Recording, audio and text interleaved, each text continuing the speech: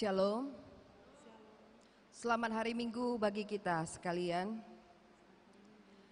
Terpuji nama Tuhan Allah semesta kehidupan kita yang telah memberikan kita berkat kesehatan dan juga kesempatan pada hari ini, di mana kita masih bisa berkumpul di rumah Tuhan untuk bisa memuji dan memuliakan namanya, di mana pada hari ini adalah minggu ke-20 setelah Trinitatis yang mengangkat tema orang benar akan hidup oleh percayanya. Untuk itu marilah kita mempersiapkan hati dan pikiran kita dengan mengambil saat teduh sejenak.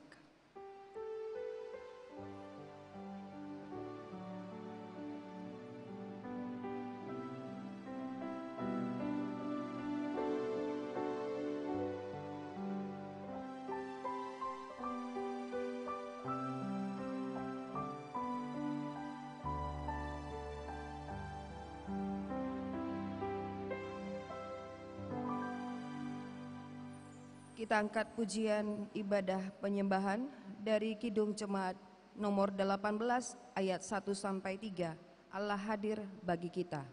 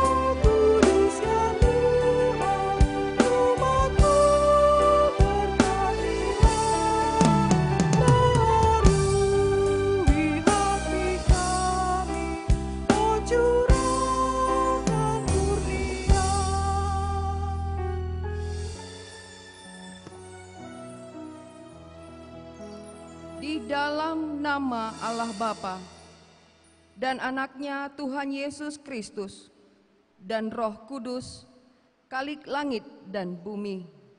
Amin. Permulaan hikmat adalah takut akan Tuhan. Semua orang yang melakukannya berakal budi yang baik. Puji-pujian kepadanya tetap untuk selamanya. Haleluya.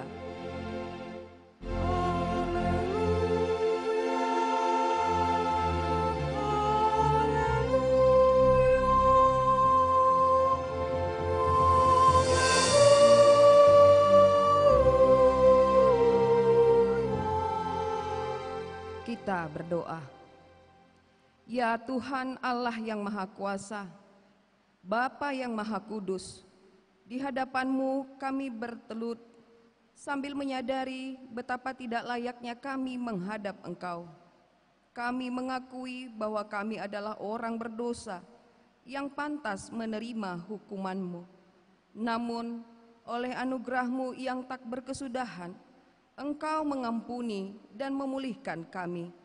Berikanlah kepada kami sukacita mendengar firman-Mu, agar kami dapat melaksanakan kehendak-Mu. Demi anakmu Yesus Kristus Tuhan kami. Amin. Jemaat disilahkan duduk. Untuk menyambut pembacaan firman Tuhan, kita angkat pujian dari Kidung Jemaat nomor 402 ayat 1 sampai ayat 2.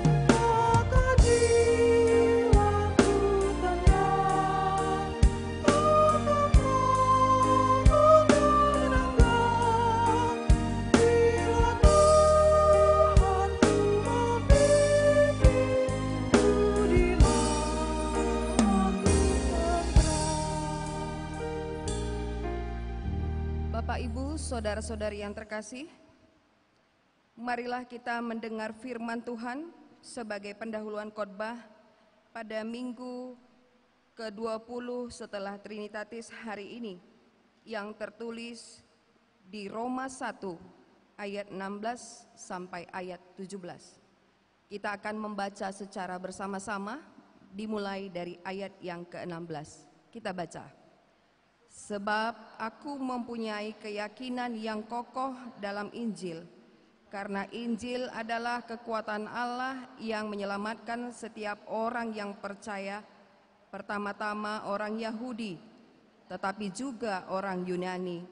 Sebab di dalamnya nyata kebenaran Allah yang bertolak dari iman dan memimpin kepada iman, seperti ada tertulis, orang benar akan hidup oleh iman. Demikian pembacaan firman Tuhan. Yang berbahagia ialah mereka yang mendengarkan firman Allah, yang menghayati serta mengamalkannya. Amin. Kita bernyanyi dari Kidung Jemaat nomor 460 ayat 1 sampai 2. Jika jiwaku berdoa.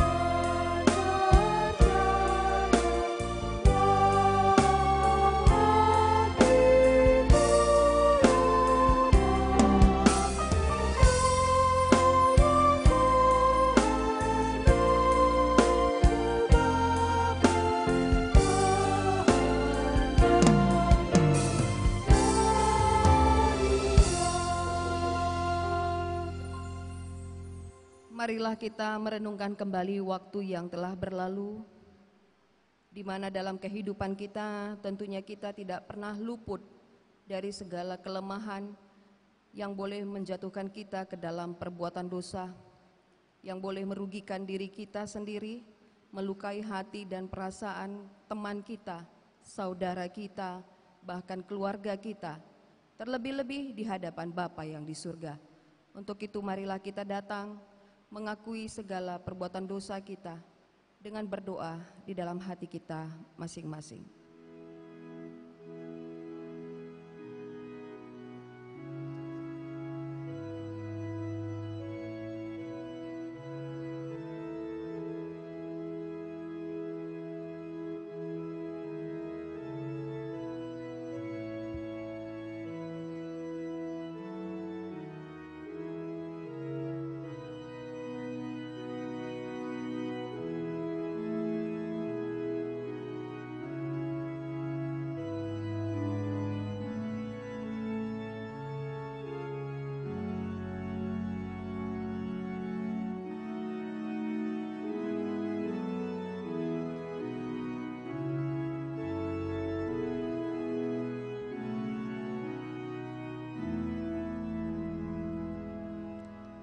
Kita berdoa.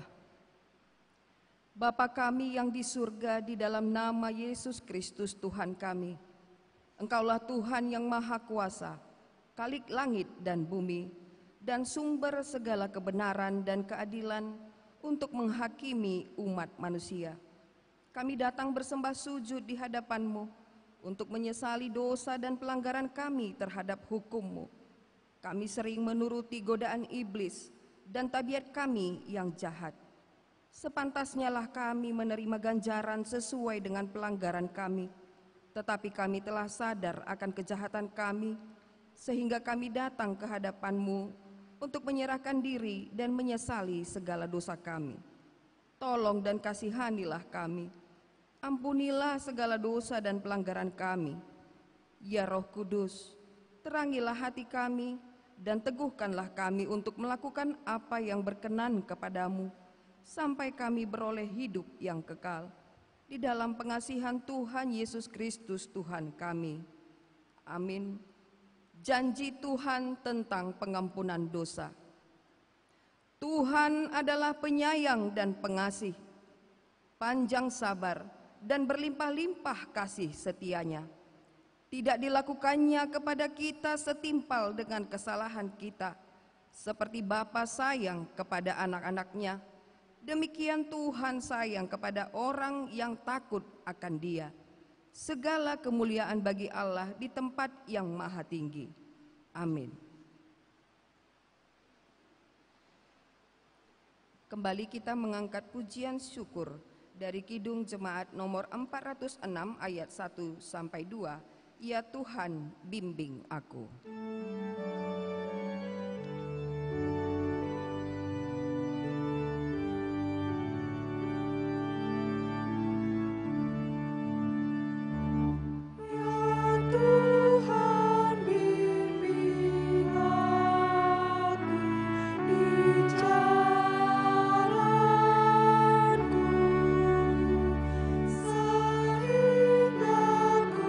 Selalu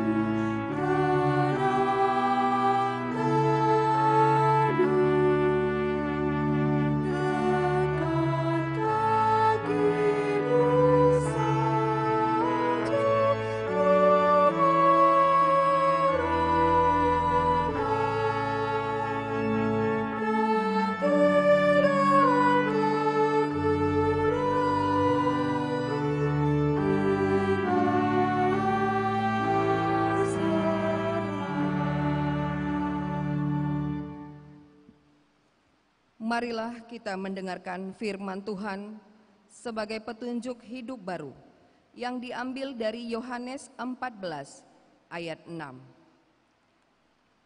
Begini firman Tuhan. Kata Yesus kepadanya, "Akulah jalan dan kebenaran dan hidup. Tidak ada seorang pun yang datang kepada Bapa kalau tidak melalui aku." Demikianlah pembacaan firman Tuhan. Marilah kita sama-sama memohon kekuatan dari Tuhan. Ya Allah Bapa kami, berilah kami kekuatan untuk melakukan yang sesuai dengan firman-Mu. Amin.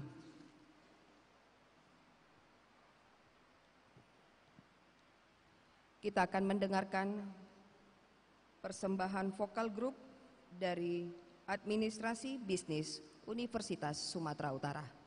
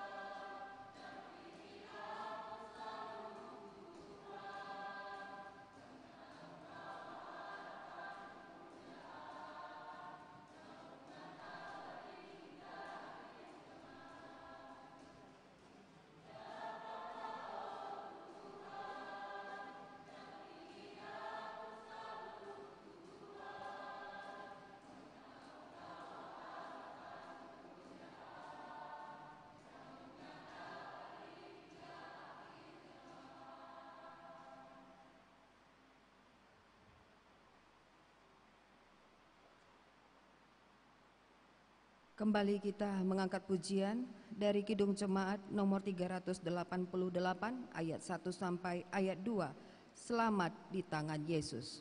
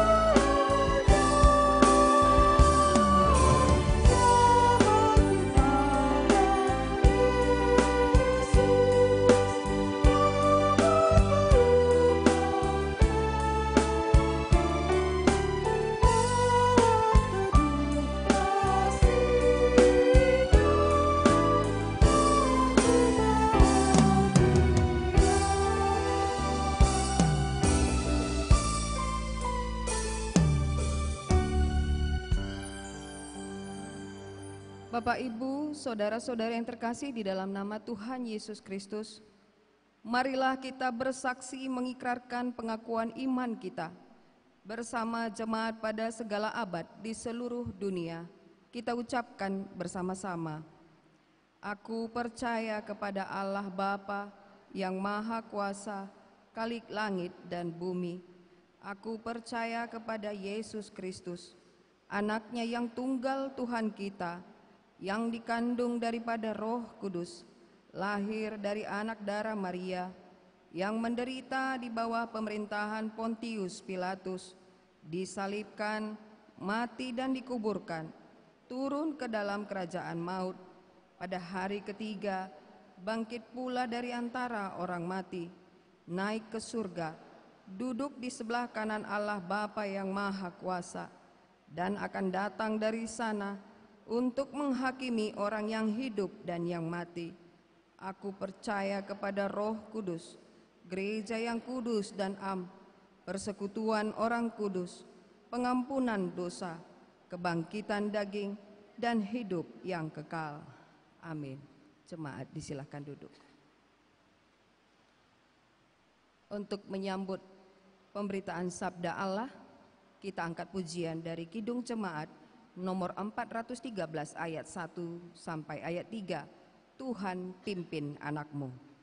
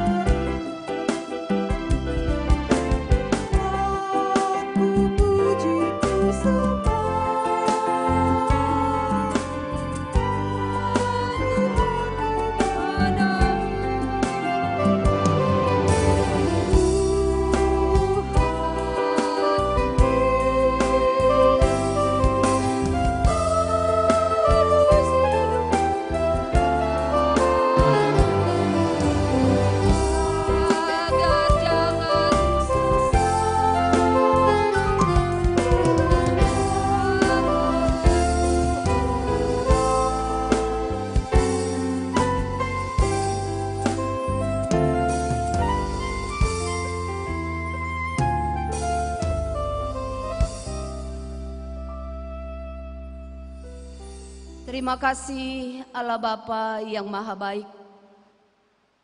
Kami dapat merasakan kehadiran Tuhan lewat ibadah kami. Biarlah kami menunjukkan sebagai orang benar. Karena orang benar hidup oleh karena percayanya. Berbicaralah Tuhan, kami anak-anak-Mu siap untuk mendengar. Damai sejahtera yang dari Allah Bapa, yang melampaui segala akal, itulah yang memelihara hati dan pikiranmu dalam Kristus Yesus Tuhan kita. Amin. Shalom. Mari kita mendengar firman Tuhan yang diambil dari kitab Nabi Habakuk pada pasal 2 ayat yang pertama sampai dengan keempat. Kita ikuti di dalam hati kita masing-masing. Orang yang benar akan hidup oleh karena percayanya. Aku mau berdiri di tempat pengintaianku dan berdiri tegak di menara. Aku mau meninjau dan menantikan apa yang akan difirmankannya kepadaku dan apa yang akan dijawabnya atas pengaduanku. Lalu Tuhan menjawab aku, demikian. Tuliskanlah penglihatan itu dan ukirkanlah itu pada loh-loh, supaya orang sambil lalu dapat membacanya. Sebab penglihatan itu masih menanti saatnya, tetapi ia bersegera menuju kesudahannya dengan tidak menipu, apalagi berlambat-lambat. Nantikanlah itu, sebab itu sungguh-sungguh akan datang dan tidak akan bertangguh. Sesungguhnya orang yang membusungkan dada tidak lurus hatinya, tetapi orang yang benar itu akan hidup oleh percayanya. Amin. Bapak, Ibu, saudara-saudaraku yang kekasih dalam Yesus Kristus. Tentu ketika kita berangkat dari rumah, kita sudah mempersiapkan hati kita untuk dengar-dengaran akan firman Tuhan ini. Karena firman Tuhan mengatakan, firman itu adalah pelita bagi kaki orang yang percaya.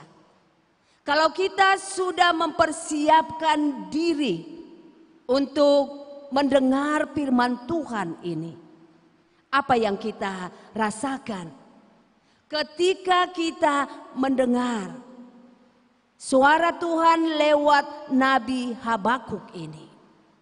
Apakah ada rasa ketenangan, kedamaian di dalam kehidupan kita ketika mau untuk dipakai Tuhan dalam pemberitaan kebenaran yang akan kita terima? Sering di tengah-tengah kehidupan kita diliputi oleh rasa iri, dengki, cemburu.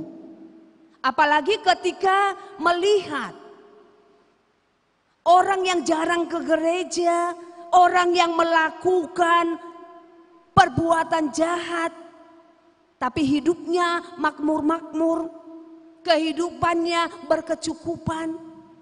Sementara kita yang rajin beribadah, rajin berdoa, tidak bolos-bolos kuliah, tapi sepertinya kita ditinggalkan oleh Tuhan.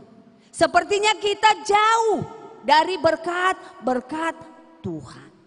Ini sering membuat hati kita menjadi cemburu. Loh, mengapa bisa demikian? Dia itu kan anak bandel. Kok bisa? Kok bisa dia kelihatannya bahagia? Sementara aku orang yang percaya, hidupku selalu susah. Hidupku penuh dengan tantangan. Kita bisa membaca kitab Mazmur pada pasal 13. Firman Tuhan mengatakan di sana, Tuhan, berapa lama lagi kudu dilupakan? Sampai kapan engkau sembunyi dariku? Tuhan, berapa lama lagi aku sembunyi? Sampai kapan aku khawatir? Sampai kapan aku bersedih? Kini seteruku telah menguasai aku. Seolah-olah dalam kehidupan kita itu kita dibiarkan. Tuhan hanya memandang-mandang saja. Tuhan tidak peduli. Padahal kita butuh semangat, kita butuh dipulihkan. Kok sepertinya Tuhan itu tidak bekerja. Hidup kita penuh kekhawatiran. Coba tanya diri kita masing-masing sekarang. Ketika kita berada di tempat ini, di dalam ibadah kita ini, apakah kita masih dalam kekhawatiran? Khawatir kalau UTS-nya nanti nilainya buruk.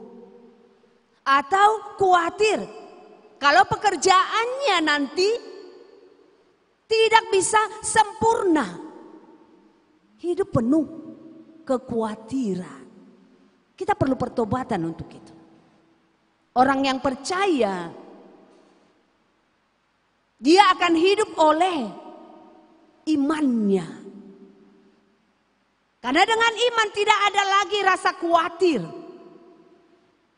Dengan iman, Tuhan yang memberikan yang terbaik. Masalahnya, tunggu. Tunggu dengan sabar. Tunggu dengan imanmu. Bahwa Tuhan pasti memberikan yang terbaik. Bapak, Ibu, saudara-saudaraku yang kekasih dalam Yesus Kristus. Pergumulan Nabi Habakuk. Dia bergumul dengan kenyataan yang ia lihat dan dia alami. Seolah-olah dibiarkan oleh Allah orang-orang yang benar, orang-orang yang senantiasa memanggil, percaya kepada Tuhan. Karena orang benar itu hidup di tengah-tengah orang yang tidak benar. Orang benar itu hidup di tengah-tengah orang yang melakukan kejahatan. Orang benar itu hidup di tengah-tengah orang yang menindas orang percaya atau orang yang lemah. Orang yang benar itu akan hidup oleh percayanya.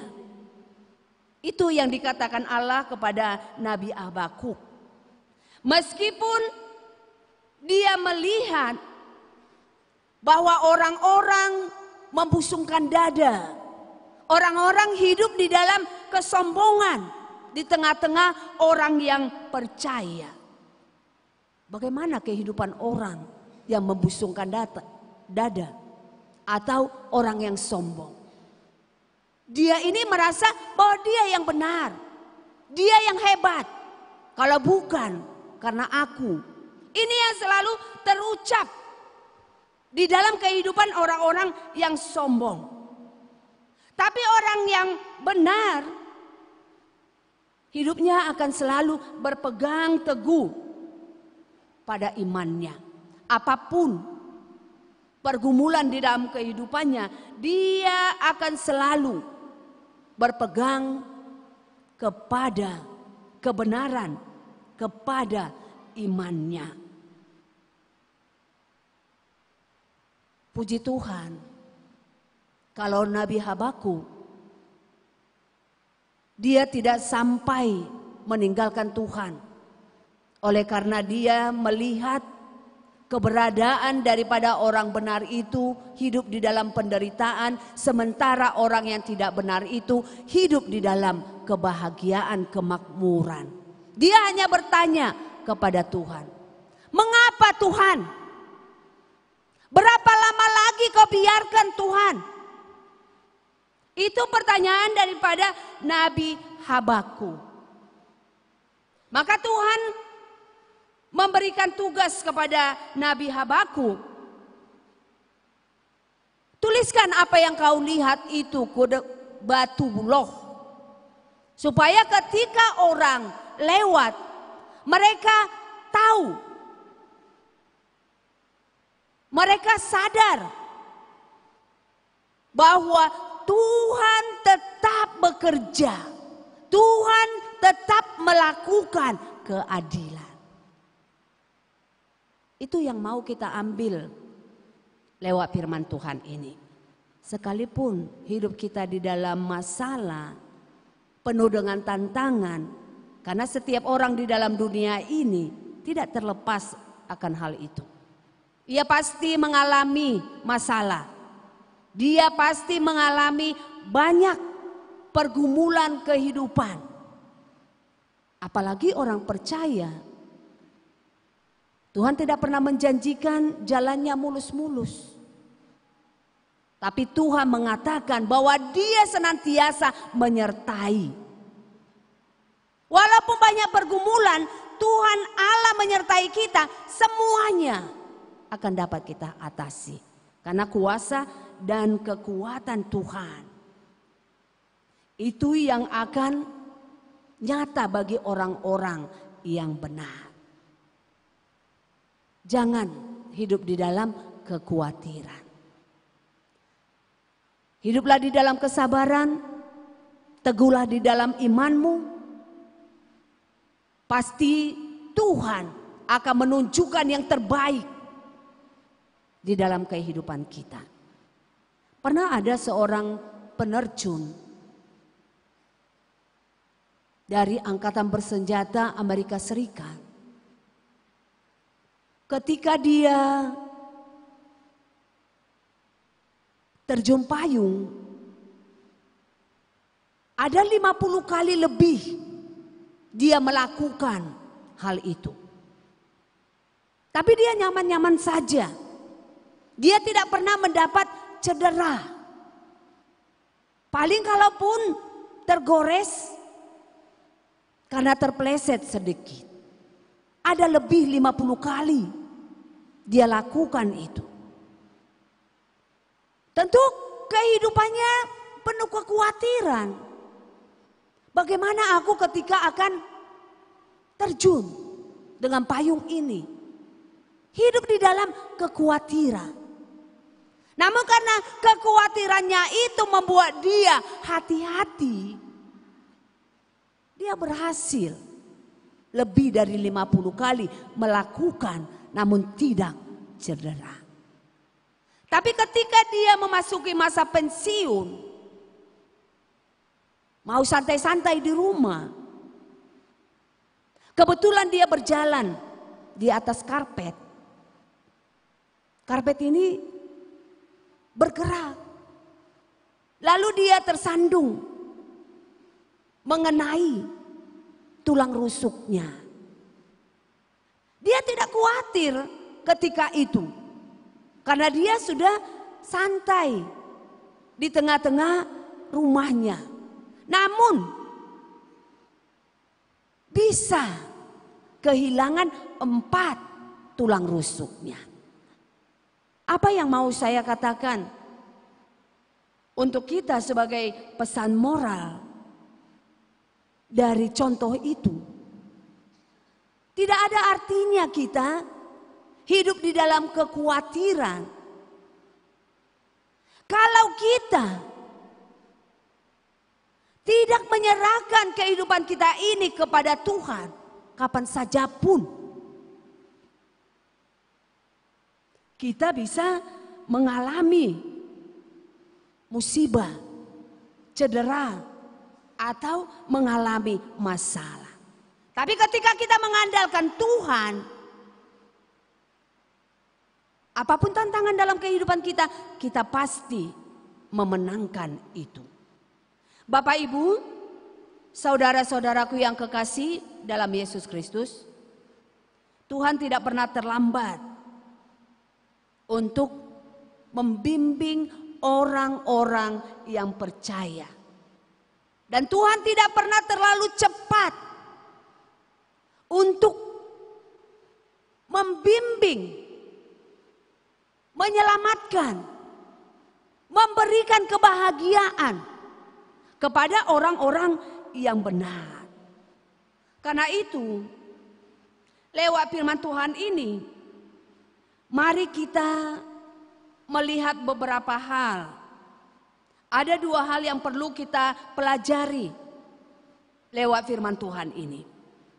Yang pertama, supaya kita penuh kesabaran menghadapi perjalanan kehidupan kita, menghadapi apa yang terjadi, kita butuh sabar. Kita butuh kesabaran. Belajar bersabar ketika kita melakukan pekerjaan kita. Belajar bersabar ketika kesulitan, krisis, tantangan, masalah ada di dalam kehidupan kita. Yang kedua, kita belajar dari keteladanan Nabi Habakuk ini. Sekalipun jawaban Tuhan agak lama, keteladanan yang hebat dari Habakuk, dia mengatakan Tuhan tidak pernah terlambat.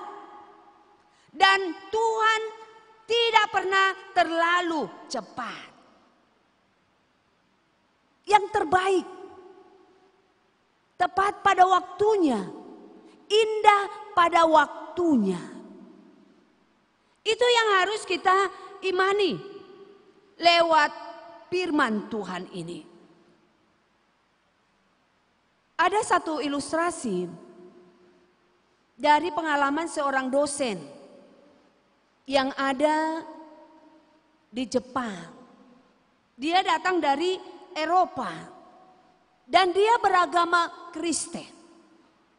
Ketika dia mau mengajar di salah satu fakultas universitas ternama di Jepang ini, lebih dahulu dia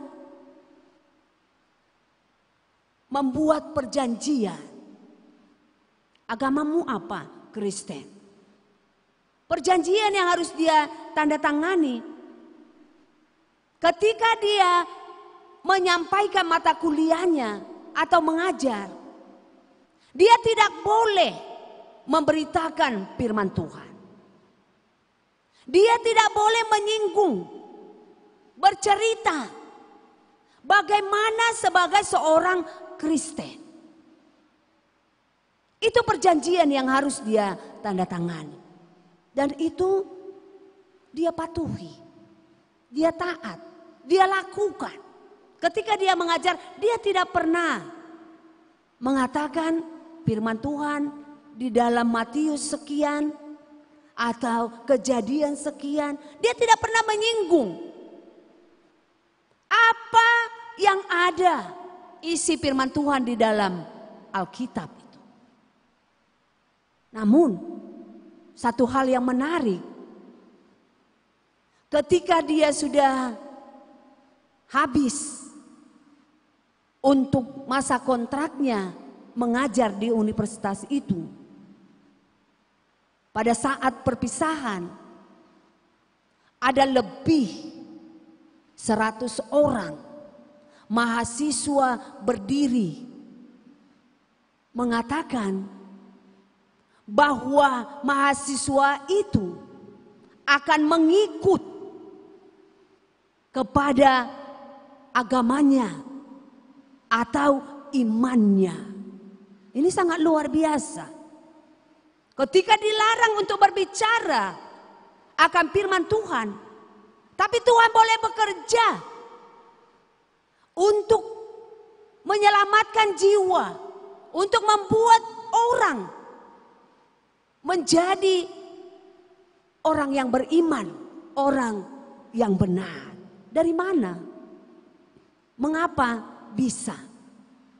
Tak ada yang mustahil bagi Tuhan. Karena Tuhan sudah pakai itu dosen. Lewat keteladanannya, lewat kelemah lembutannya, lewat daripada skillnya. Tuhan bisa untuk membuat dia jadi teladan sehingga banyak orang yang diselamatkan. Itu pula yang mau kita ingatkan dalam ibadah ini. Baik sebagai mahasiswa, sebagai anak, sebagai bapak, sebagai orang tua, ibu di tengah-tengah keluarga. Agar dapat menjadi teladan. Tidak perlu berbicara tentang hal-hal secara huruf-huruf, memberitakan firman Tuhan, tapi lewat sikap, lewat keteladanan dari perilaku, perkataan kita, Tuhan dapat bekerja untuk menyelamatkan, memanggil, supaya setiap orang dapat mengikut Yesus, memperoleh keselamatan, dapat untuk bebas dari permasalahannya. Amin. Kita berdoa. Kami mengucap syukur Allah Bapa yang Maha Baik. Kembali Tuhan mengingatkan kami lewat firman-Mu. Biarlah kami menjadi orang-orang yang benar, yang selalu teguh di dalam iman. Sekalipun di tengah-tengah perjalanan kehidupan kami di dunia ini, tidak lepas dari banyak masalah, tantangan, penyakit. Oleh karena iman percaya kami dapat hidup, kami dapat memperoleh sukacita kebahagiaan yang daripada Tuhan. Biarlah firman-Mu ini berbuah di dalam kehidupan kami masing-masing, agar nama Tuhan semakin termulia. Dalam Yesus Kristus kami berdoa dan mengucap syukur. Amin.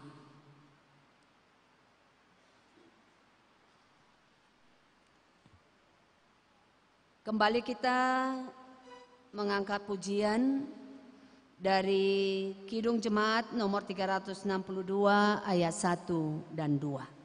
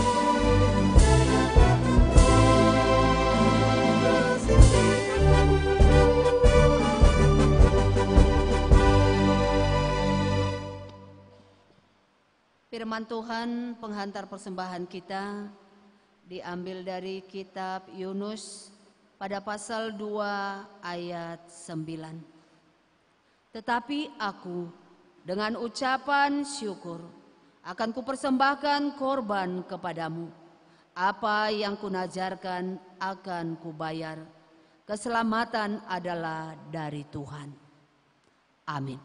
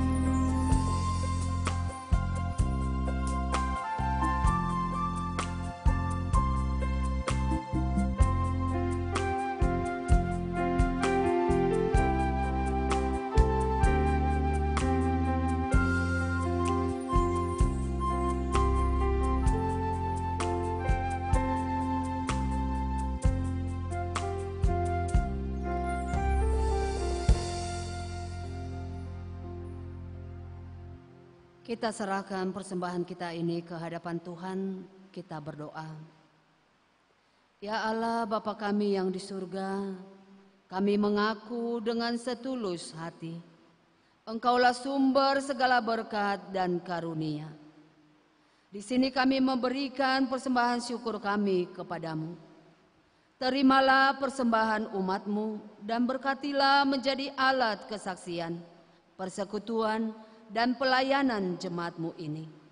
Jadikanlah hidup kami persembahan yang berkenan kepadamu, dan pakailah hidup kami untuk turut menghadirkan tanda-tanda kerajaan-Mu di seluruh dunia ini.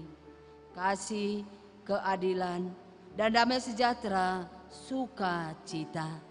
Bukalah hati kami oleh Roh Kudus-Mu, agar kami senantiasa mengucapkan syukur kepadamu.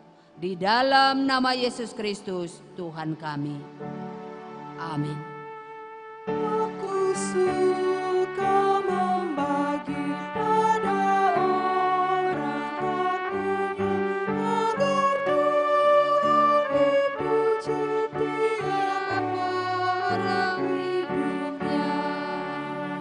Pun kepada Tuhanmu ku beri persembahan dalam hidupku,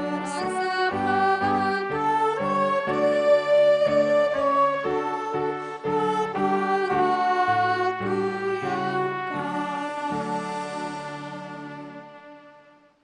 Bapa kami yang di surga, dikuduskanlah namamu. Datanglah kerajaanmu, jadilah kehendakmu di bumi seperti di surga. Berikanlah kami pada hari ini makanan kami yang secukupnya.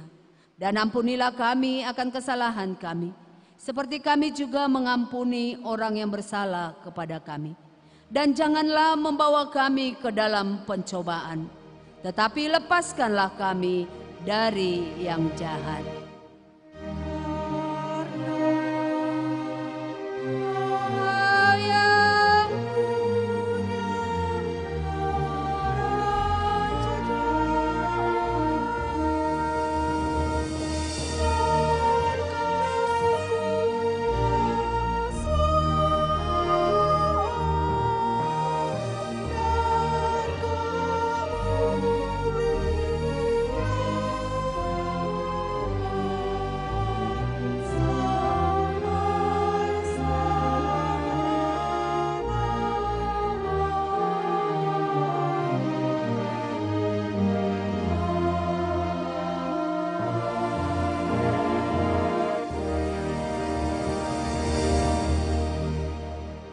Kembalilah dengan damai, terimalah berkat dari Tuhan.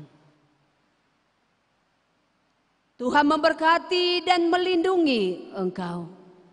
Tuhan menyinari engkau dengan wajah-Nya dan memberi engkau kasih karunia. Tuhan menghadapkan wajah-Nya kepadamu dan memberi engkau damai sejahtera.